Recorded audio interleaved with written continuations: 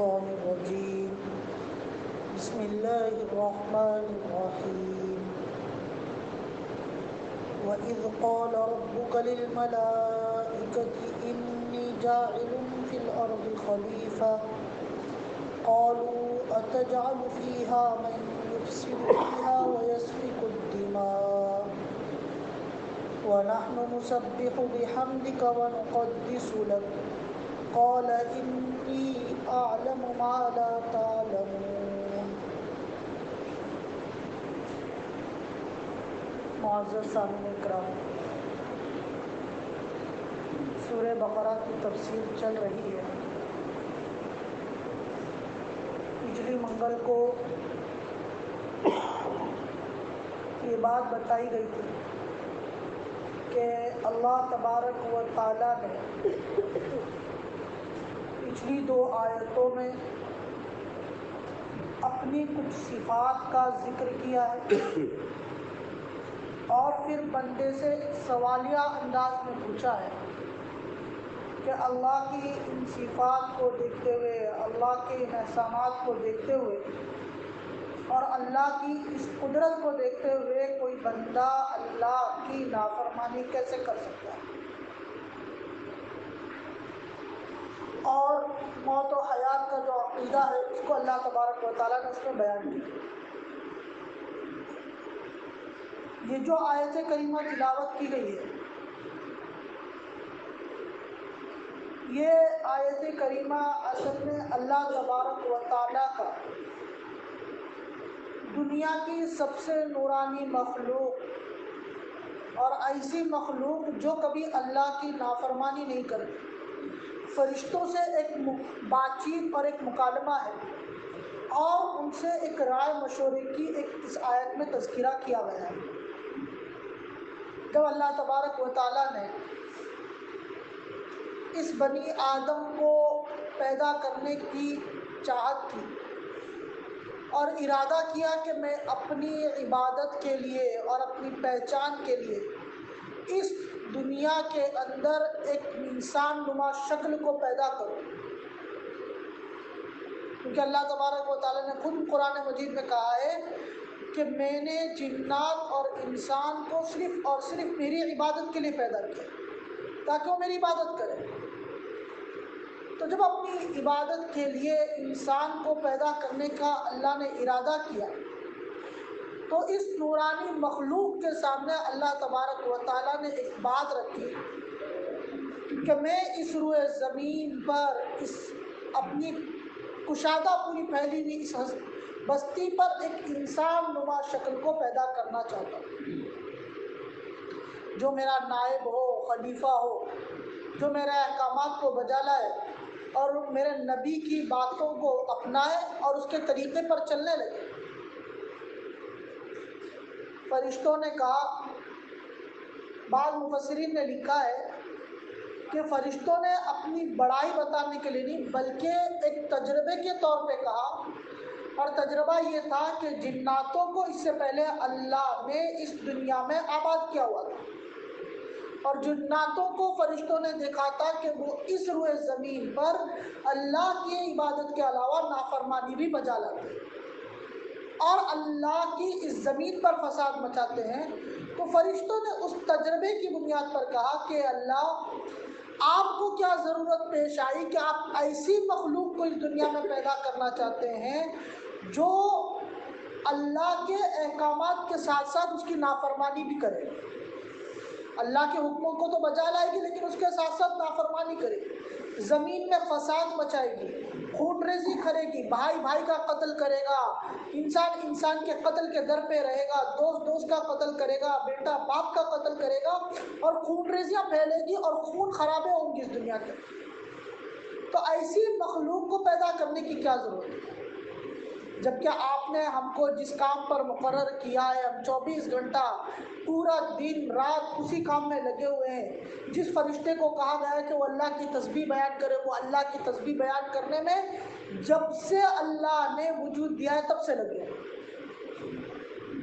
کسی کو کہا گیا کہ اللہ کی پاکی بیان کرے، وہ اللہ کی پاکی بیان کر رہے ہیں۔ جن فرشتوں کو حکم ہوا ہے کہ وہ اللہ کے سامنے سجدے میں پڑے رہے، وہ سجدے میں پڑے ہوئے۔ جن فرشتوں کو حکم ہے کہ وہ رکوع میں رہے، وہ رکوع میں ہے۔ جن کو کھڑے ہونے کا اور قیام کا حکم ہے، وہ قیام کی حالت میں ہے۔ تو جن فرشتوں کو اللہ نے جو حکم دے رکھا ہے، وہ جب سے اللہ نے ان کو وجود بخشا ہے اس وقت سے لے کر اب تک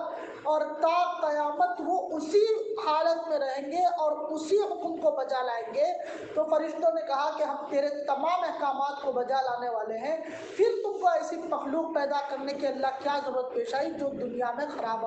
خون فساد اور خراب مچائے۔ اللہ تبارک و تعالیٰ نے کہا کہ میں زیادہ جانتا ہوں اس چیز کو جس کو تم نہیں جانتے۔ بعض مفسرین نے اس کی تفسیر کرتے ہوئے لکھا ہے کہ اللہ کی اس قول کا مطلب یہ ہے کہ اللہ تبارک و تعالیٰ نے کی صفاتوں میں سے کچھ صفات ایسی ہیں جن کے لیے اس نوع انسان کی ضرورت پیش آئی۔ اللہ کی ایک صفت ہے ستار، یعنی چھپانا۔ اسی طرح اللہ کی ایک صفت ہے عفو، معافی دینا۔ تو اگر صرف فرشتوں کو اللہ اس دنیا میں بسا دے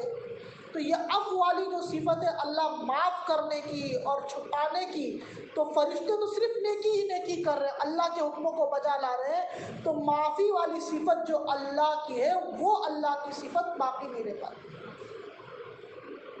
اسی لیے اللہ تبارک و تعالیٰ نے اس انسان کو وجود میں لایا، ایسی ایک مخلوق کو وجود میں لائے جس میں نیکوکار بھی ہو اور بدکار بھی ہو، تاکہ جب وہ گناہ کے کام کرے، اللہ کے احکامات کی نافرمانی کرے، اور جب اللہ کے احکام کی نافرمانی کر کے اللہ کے سامنے آ کر سجدے میں سر جھکا کر اللہ کے سامنے گر گڑائے تو اللہ کی عفو والی صفت سامنے آ جائے، وہ معاف کر دے۔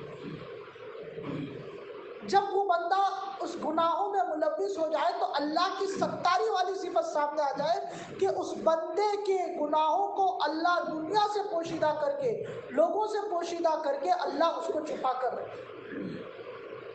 اللہ کی غفار والی صفت سامنے آ جائے کہ وہ کتنا مہربان اپنے بندوں پر، اور اس کے ساتھ ساتھ اللہ نے کچھ سزائیں بھی مقرر کر رکھی ہیں شریعت کے اندر اور قرآن مجید کے اندر۔ تو اگر یہ انسان کو اللہ پیدا نہ کرتا جس کے اندر برائی کا بھی مادہ رکھا ہے اللہ نے اور اچائی کا بھی مادہ رکھا ہے، تو وہ سزائیں جو اللہ نے مقرر کر رکھی ہے اس کا بھی وجود نہیں ہوگا۔ تو اللہ تبارک و تعالیٰ کی ان صفتوں کو اللہ اجاگر کرنے کے لیے اللہ تبارک و تعالیٰ نے اس نوع انسان کو جنم دیا ہے کہ تاکہ اللہ تبارک و تعالیٰ کی وہ صفتیں بھی انسان کے سامنے آ جائیں۔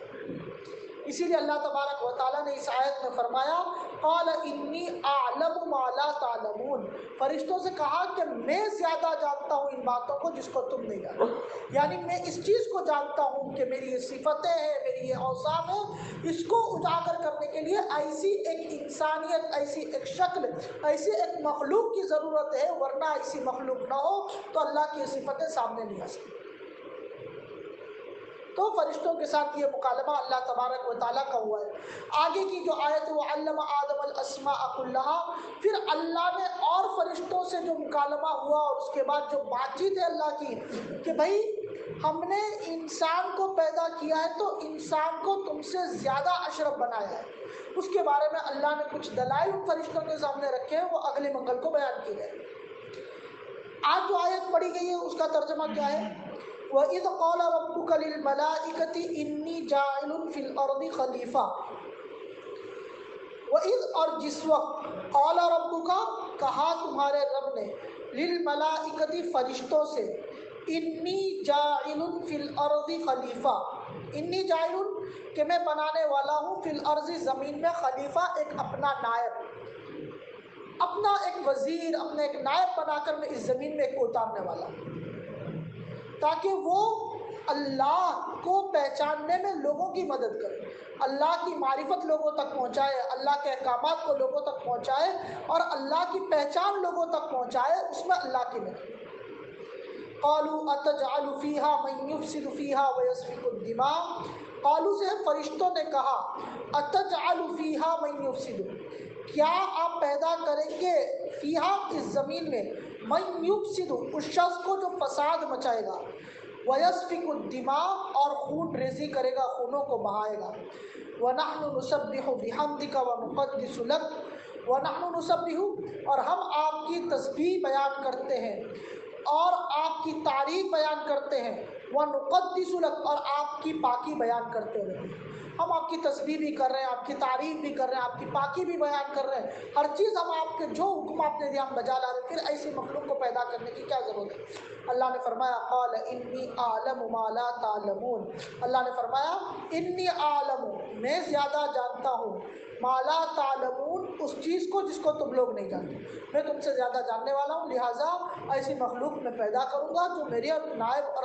وزیر ہوگا اور وہ اللہ کی عبادت کریں گے۔ اللہ تبارک و تعالیٰ سے دعا کریں کہ اللہ تعالیٰ میں عمل یقین کی توفیق عطا فرمائے۔ سبحان اللہ و بحمدہ، سبحانک اللہم و بحمدک، نشہد ان لا الہ الا انت